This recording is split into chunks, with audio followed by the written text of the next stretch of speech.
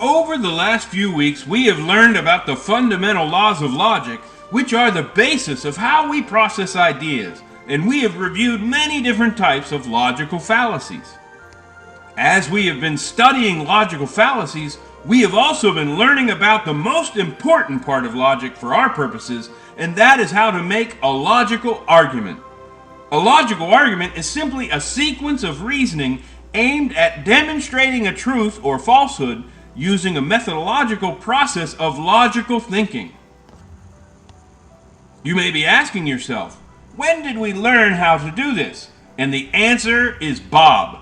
Bob used many logical arguments that Joe always denied, and Bob was showing us many different logical ways to argue that the earth is round. And we can see Bob applied logic to each line of evidence to use them as logical arguments to show Joe the earth is round. Next, we will see each of Bob's arguments can be logically expressed in detail in stages, so they'll make even more sense to us also. For example, Bob's round satellite photo argument can be broken down by making what are called premises, which are simply principles that should lead us to the conclusion we're trying to prove. The details of the satellite photo argument are: if the earth is round, when you get far enough away from it, you should be able to see the curvature of the earth. A satellite is far enough away from the earth to be able to observe this curvature if it exists, and satellites have actually photographed this curvature of the earth. Therefore, the earth is round. This example here has three premises and a conclusion. The first premise is based on a logical conclusion that distance can enhance observation. To explain this principle, I will ask you to guess what the shape of the next object is from three different perspectives of distance. This is perspective 1. What shape do you think this object is? At this vantage point, we can't really tell. This is perspective 2. What shape do you think the object is now? Here we can begin to see the shape, but we can't be sure that this isn't just one corner. Now, all the way backed up, we can plainly see it is an oval. The object never changed, simply the size of it changed relative to its distance from us. Imagine if you held a basketball right up to your eyeball and you couldn't see the outline. Being too close makes it difficult to see its shape. But if you hold it at arm's length, you can see the shape completely. This is the same idea behind the first premise. The second premise can be proven mathematically or with other means, but the third premise actually proves the second one also. Since satellites have photographed the curvature of the earth, we know they must be far enough away to actually see it. So if all the premises are true, and the conclusion follows or makes logical sense based on those premises, then the conclusion is logical and valid. This is what's called a formal argument, because it's simply breaking down an argument into easy-to-digest pieces so we can analyze it better. Let's look at one more example from one of Bob's arguments and break it down again to see how we intuitively do this with most truth claims that we hear. In Bob's continuous circumnavigation argument, there were some implied premises. Let's unpack them to see if this is a valid and logical argument and practice critical thinking. First, if the earth is round, going in any direction in a straight line from point A will eventually lead you right back to point A. Second, many people have intentionally traveled in a single direction on a straight course and returned to their starting point. Conclusion, therefore, the earth is round. To understand the first premise, picture an ant on a basketball. If that ant walked in a straight line from where he was, would he end up right back where he started? Yes. That means that on a larger scale, the first premise is true. The second premise is confirmed by many different historical accounts of people traveling in a straight line around the world, such as Steve Fawcett, Polly Vacher, and more. It is important to notice that logic simply allowed us to process the truth of these claims. It was not truth itself. To find truth, we had to use observations and many facts about the world around us, combined with sound logic to draw out conclusions. The formula for processing all of that data is what we call an argument, made up of one or more premises and a conclusion. Since we have seen that the first and second premise are true, the next thing to ask is this: does the conclusion make sense based on the premises? And in this case it does. So the conclusion follows from this argument. The facts and this argument are working together in a logical way to support the conclusion that the earth is round. Basically, every truth claim has one or more premises that should lead to the conclusion that the person making the argument is trying to prove. And the conclusion must follow from the premises. By breaking down a claim into this format, you can use critical thinking to look for logical fallacies, errors in reasoning, or illogical premises. This is why logic is so important, as we learned in our first segment. It helps us process every truth claim and evaluate if it's valid, or in other words, if it makes sense in a logical way. By logically analyzing all truth claims, we can break them down and test each part of them to see if they're logical and if they're factually accurate. Like math, all of this seems abstract and not that useful when you're first learning it, until you have to balance your checkbook or pay at a restaurant. Once we apply these tools of critical thinking in our lives, we'll see two major benefits. And the Bible tells us God has given us sound minds, and we are to use them in power and love for these two key purposes. First, by learning how to critically think, we can help reach others with the truth by creating methodical, logical, persuasive arguments that make much more sense to others, so we can help persuade them toward believing the truth. And second, by learning how to analyze all claims critically, we can avoid being persuaded by fallacious, illogical arguments. The Bible teaches that we are to use all the tools that God has given us to cast down arguments and every high thing that exalts itself against the knowledge of God, and bring every thought into captivity to the obedience of Christ. And it reveals that by just one person being deceived in the garden, sin and death came into the world. We must then battle with the weapons of truth and logic and avoid deception and error, which always leads us and others astray. Once we have sound reasoning, we can use it to help others escape from deception also. So far, we have learned the basics of logic and logical fallacies, and how to make and analyze logical arguments. And we have seen why critical thinking is so important. So let's begin to apply what we've learned to the Bible itself.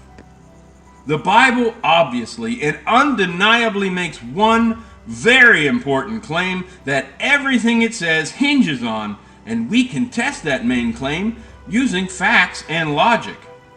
The Bible plainly states, there is a God. And there are many different logical arguments that demonstrate God exists. Each specific argument is based on observations, facts, laws of science, and other solid evidence combined with careful and methodical logic, leading to a sound, reasonable conclusion that effectively casts down the various arguments that are made against the knowledge of God. To begin, we will ask a few rhetorical questions about this image What is the difference between this intricate system of gears, springs, screws, and other mechanical devices compared to a pile of metal? Technically, everything we see here is made of metal. And it could all be the same type of metal, hypothetically, like brass. So what is the difference between these gears and a pile of brass? Here we see a different type of brass in a pile for comparison. What makes this pile of brass any different than the gears? Or better yet, brass comes from copper and zinc. What's the difference between this mineral form and the gears? Stage 1 is brass in its raw, natural copper and zinc form. Stage 2 is processed and purified brass that's similar in size and shape. And stage 3 is machined and manufactured brass used in a specific device. So let's ask these questions. Does nature ever take brass from stage 1 to stage 2? Is there any observable, strictly natural process that would take the mineral form of stage 1 to the uniform standard form of stage 2? No. Does step 2 perform any function that's useful, or is it just somewhat more organized than stage 1? How about step 3? Could that ever happen naturally from stage 1 or stage 2? Obviously, there's a uniformity in stage 2 that's not present in the first stage. And there is design and, more importantly, function present in the third stage that's not present in the first or second stage. So we went from a natural state to a processed uniform state to a designed and functional state. There is clearly a progression of complexity here, but what does that progression imply? Does it imply that the material was acted upon by an intelligence? Let's give another example of this concept using lettered cereal.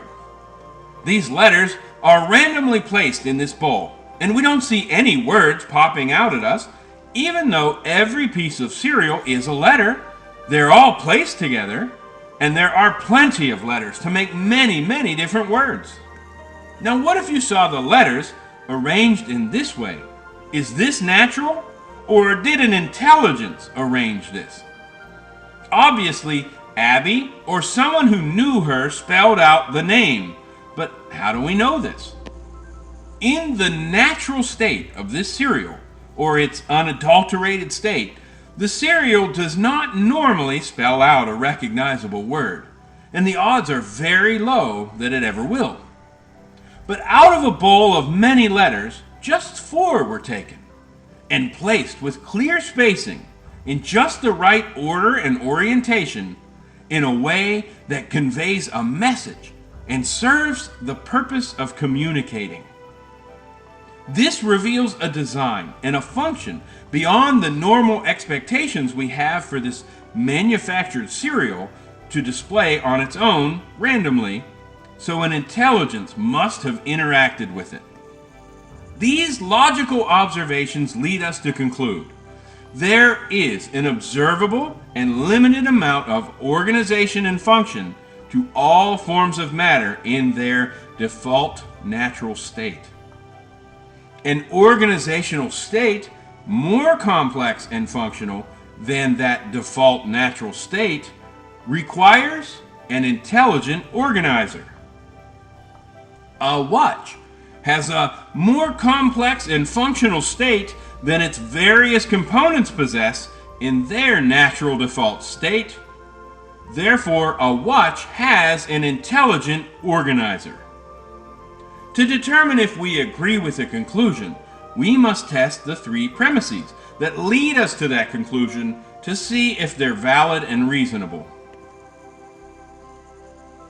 If we look at any substance, there is a basic level of organization that's limited and testable in its default natural state. like the copper and zinc that make up brass in their mineral form, or even lettered cereal after it's being manufactured. These have limits to how organized and functional they can ever be in their default natural state.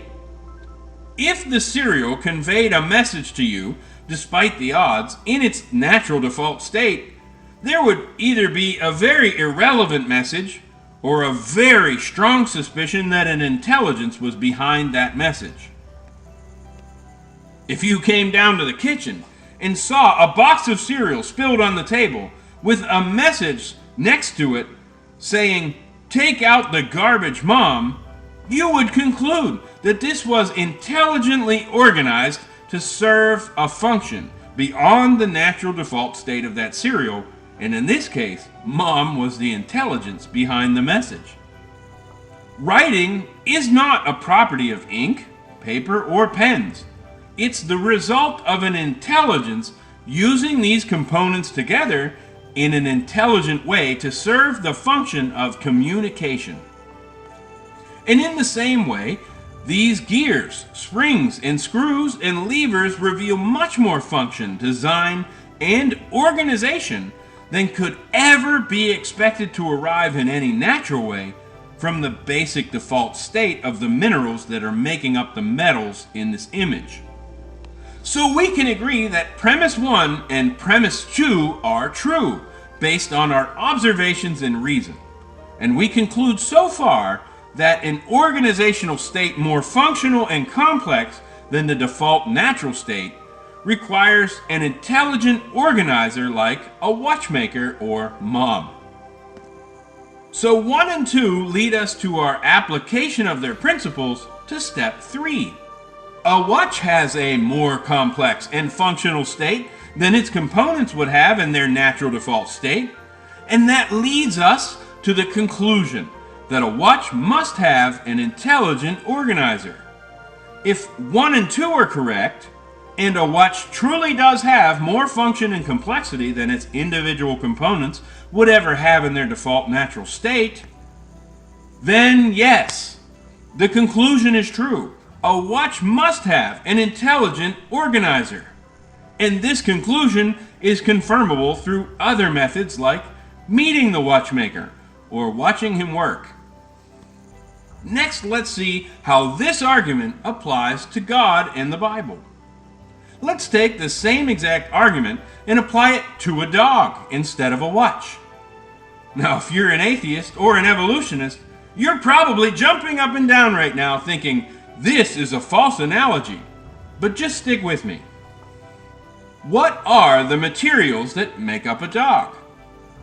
This question is answered by looking at the basic building blocks of all things, which are called elements.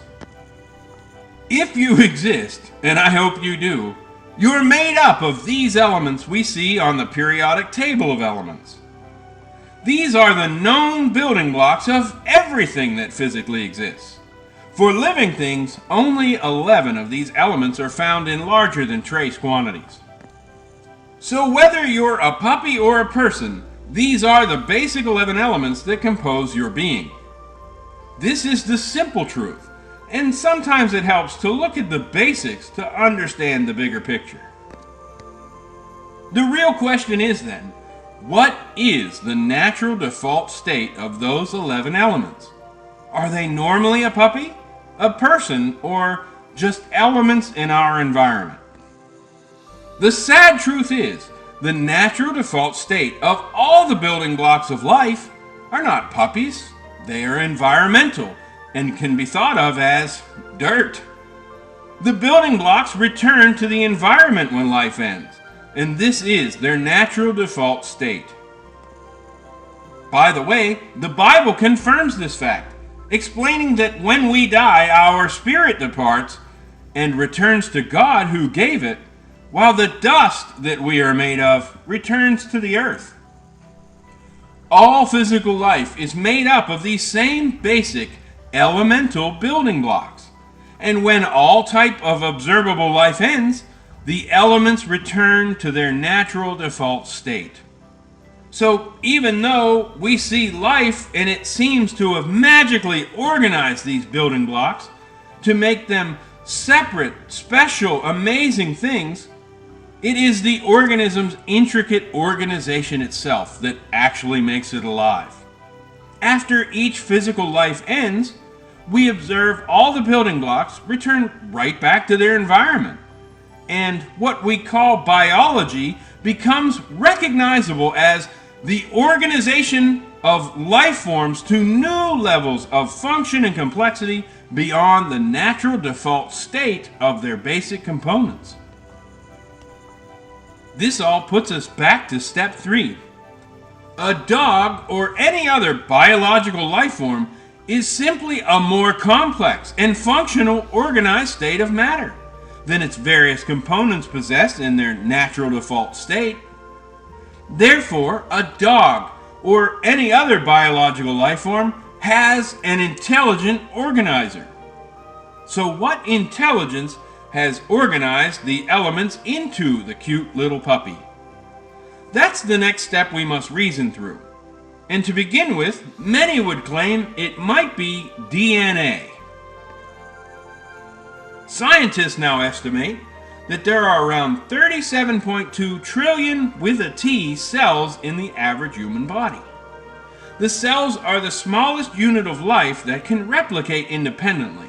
They also contain the body's hereditary material we call genes, and they can make copies of themselves.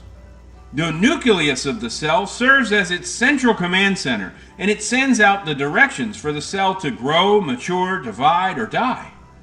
And this nucleus also houses the DNA, that cell's hereditary material. We can see that each cell is a very complex organism, and we're made up of trillions of them, and each one is based on our genetic code carried in our DNA. In just 1 gram of DNA, which is less than 1/28th of an ounce, there is potentially over 700 terabytes of data. And just 1 terabyte could hold 1,000 copies of the complete Encyclopedia Britannica. So this gives you an idea of just how much information is stored in every gram of DNA. But why is this important? Because our highly complex and organized DNA is the instruction manual for life. It tells our cells how to process and build all that we are, and without its specific and detailed instructions, we would not exist. We can see that instruction manual for life in each and every cell, and it has been proven that this information contained in that DNA is not random, but very specific and highly organized, and life is the message that it contains. If the message is incorrect or slightly mutated, we might develop a disease or condition. And if the message wasn't there at all, we would not be alive. The DNA message is composed of 4 basic nucleotides, A, G, T, and C, arranged in very specific ways to enable life. And the organization of the dog's DNA allows the dog to live and be organized, and over time, the deterioration of that organization leads to its death. Then all of the elements that make up a dog return to their default natural state. This process, and all that we understand about biology, reveals there's not nearly as much difference between a watch and a dog as some would have us believe. They're both composed of elements in a more organized, complex state than they're naturally found, and they both must have an intelligent organizer that ordered the matter that made them into a more complex and functional state. The big difference is between their high levels of complexity and the higher level of intelligence that must have organized them. There's even a physical law working against this process of organization called entropy that we'll learn about next week. So we see, as we learned about writing earlier, DNA is not the intelligent organizer any more than the letters in Take Out the Garbage Mom might have organized themselves. Some intelligence beyond DNA and beyond observation and beyond nature itself had to organize the highly functional and complex language that makes up a dog, let alone the dog itself. So, the organizational argument reveals that an organizer of unimaginable intelligence must exist to have organized the components of elements, proteins, DNA, cells, structures, and systems that make up even that cute little puppy. And this is confirmed by the fact that even all the minds in the world put together couldn't create a single little puppy out of the 11 elements that make them up. We could only recreate one using the pre-existing DNA code given to us by the original intelligent organizer. Truly, God has invisible attributes like his infinite wisdom that are clearly seen in the things that he has made, and we are without excuse. This week, we've taken one more step into using logic and philosophy to understand why that verse is so true and creation reveals there is a creator.